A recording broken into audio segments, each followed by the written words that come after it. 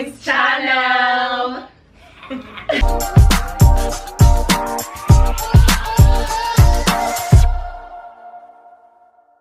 Yeah, so we're back again with part 4 of this beautiful vlog with the girls from University of Nairobi Law School. Yes. Law School. Yeah, so by the way, just a disclaimer, I was studying not so far from here. It's not a disclaimer, just information, at KU Parklands campus law school as well, but I've never been here. It's my first time and I'm loving it. Yay, good vibes happening. I actually feel like coming back to campus. I'm having so much fun. I cancelled my entire day for this. Anyway girls, so we're gonna have a more somber, talk. It's about mental health on campus. Yeah, I know there's a lot going on that I don't know whether it's the age we're living in on social media and you guys are seeing people living their best lives and you want to keep up and maybe you get so depressed trying to keep up, or is it an actual thing that happens on campus and where do you go to? Let's start with what happens on campus. How do you deal with mental health issues, you girls? I think it's it's personal for how each person deals with, because I feel like as much as the university is supposed to have systems to take care of us in the mental health way, for example having counselors, they're not exactly the most reliable people that you can talk to. So at the end of the day, it falls back on how yourself, what support systems you have around you, because the university is not coming through for you, at least for now. Hopefully it will change. Hopefully. Okay, do you have a safe space you go to in here on campus? Like if there isn't, it's good to know so that if there's anything that the university can change, it does now. Do you have a safe space that you go to when you're feeling some type of way about your mental health? No. Yeah. Okay. We just talk to each other. I think if you wanted a safe space, you create it amongst yourselves. Like we can team up as we are right now, and we sit and actually talk about issues that are affecting our mental health. But we do not have a safe space in school where anyone can walk in and express themselves. Of course, there are counselors, but explain that. There are counselors, but no, it's okay. It's a system. You pay school fees for this. They're counselors, but what they do as counselors, it's like that job description is a part-time job or something. Like it's not an active thing. I would wonder what they will do in that office. I would wonder how many people go there actually to talk to them, because I just feel, how you go for therapy and you feel you want to put your legs up, lie over there. Yeah, just you listen to someone is there for you. Yeah, you just talk and stuff. It's not up. You don't go to a counselor's place to ask them if they have time for you. Okay. You just get in and you take their time. Yeah. So there isn't such movement in this campus. I think it's also it's like you're talking to maybe your parents. They'll judge you. They'll judge you like, why? That's how it feels. You guys, so before you walk into that room, you're already feeling judged. Maybe it's prejudice. I don't know. Or that's how I feel. I just have a question though, because I think, maybe because we're studying law, that it's always important to try something before you can speak on it. So have any one of us ever really tried to actually find out the counselors in uni? Okay, well, not in uni, but in real life. I have never seen a counselor or a psychologist or a psychiatrist until a few months ago. And what I used to do is I had an app. I think I've spoken about this before in another video, an app called Yupa. I'm going to write it down here. And what it does, it's like an online counselor. It lets you speak to it. It's like a WhatsApp messaging. You text, it texts you back. You can even do assessment on it. You can do, it has all kinds of assessment. It checks if you have bipolar, depression, anxiety. It's a really, really nice app. So for me, before going to that mile of actually seeking proper professional help, I tried an app and it really worked well for me for a long time. I tried meditation. nice apps that make you actually have breathing exercises, because it's mental health. This is not a disease that you can actually go have IVF, which you might be because of other things, but yes, self-help, definitely, yes. I really appreciate that, because I don't know if it was the beginning of this year, but there was a time I was seriously looking for mental health services. Like I just wanted counseling, whatever I could find. Yeah. I googled 10 different ways of feeling happy when you're sad. Right. 20 ways of getting over your depression. I tried everything. Oh man, sorry. I watched a comedy. I cooked and I ate the food that I cooked. I tried everything. In short, I'm saying that I feel like there are people who seriously search for mental health services, and I'm very grateful for the fact that I'm actually hearing this on app. I wish I had known a long time ago, because otherwise we find ourselves resorting to unhealthy coping mechanisms. Yeah. We find ourselves getting used to that state of just, let me just give up, by the way. Like, life sucks, and you know what? You're just gonna deal with life sucking when you can actually get yourself out of that dark pit. On that note, what do you feel like you girls here on campus?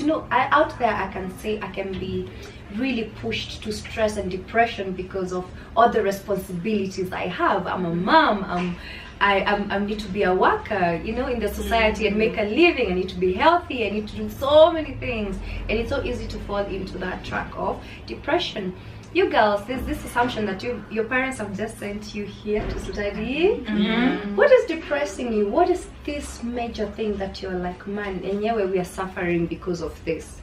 Okay, personally for me, it's just adulthood. So what do you mean adulthood, like adulting, not necessarily. But when you get to campus, you actually realize that this is a stepping stone to your actual life. You don't want to mess up. You get a bad grade, it makes you plummet into sadness. You're like, I'm so smart, I didn't expect to get something like this. So basically it's the coping mechanism with failure that you're unable to do it, so you slip into depression. That's personally for me, it's basically just fear of failure. Fear of the unknown. Fear of the unknown. Fear that you don't know how tomorrow achieve is what I want to. And like, we're not children anymore. We're making our own personal decisions. Like, there's so many things you do, then you're left in your room alone, you're thinking like, you're recounting, you're like, why did I do this? Just like, I see.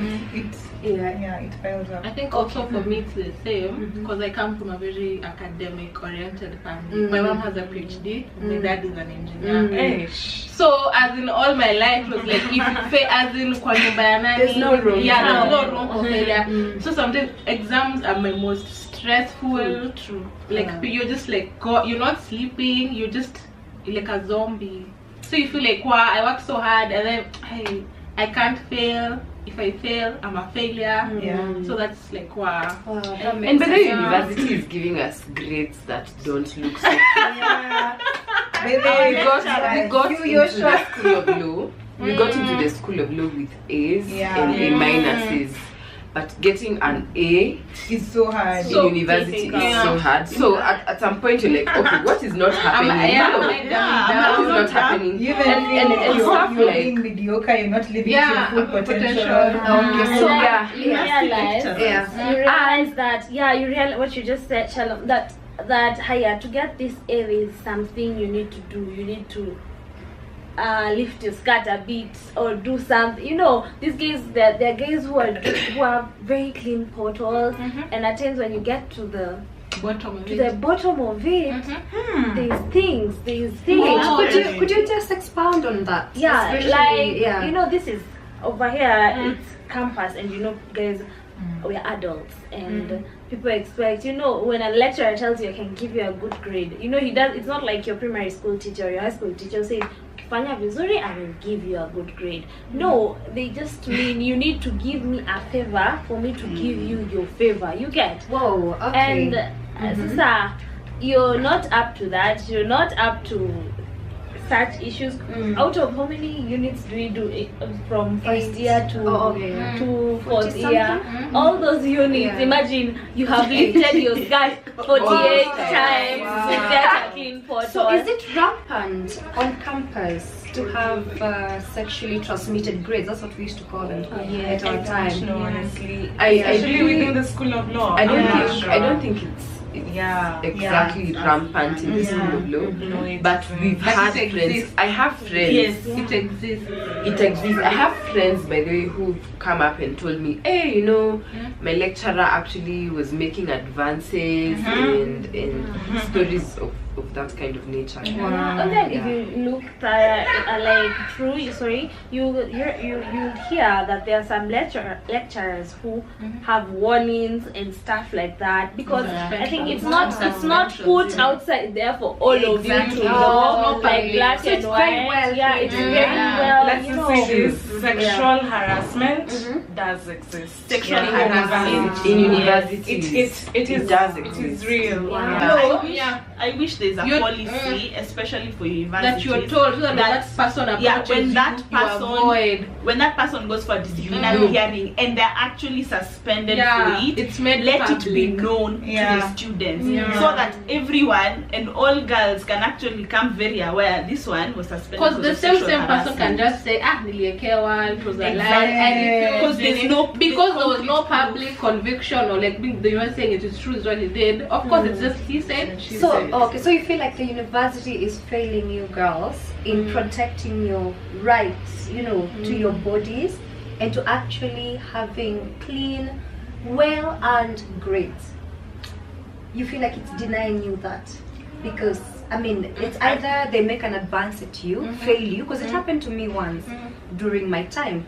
One of the lecturers made an advance at me. I knew I performed well. I went and I found a D, and I was like, he only didn't give me an E because he knew my grades are okay. You know the way you can calculate your cuts, and you know I just need maybe X amount of marks. Surely even if you're dumb, you'll get it. But I don't know, what's your perspective? Personally, it's not like, this is not my experience, but I felt with some female lecturers that I actually have that safe space, that they have my back, that they'll take care of me when something of that sort happens, and they will come with fire and brimstone, man. Like, umenishika hata kidogo, you know, she'll come with all the. So there's some good lecturers out there. It's just there's certain parts of the I think the grades are not exactly sexually transmitted in this university. They are. Rather, in the them. School of Law. Even kidogo, the journey is tough. But you can't actually say. But you're talking about experiences in general. Okay. University of Nairobi School of Law lecturers, there are a few of you, a very small number that are bad. The rest, thank you so much for doing that.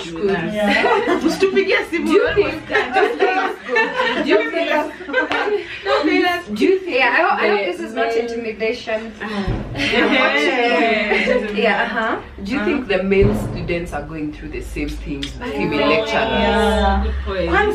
Kwanza hata ndo vizuri you've mentioned the male students, because there's something about when you have male counterparts that really bothers me.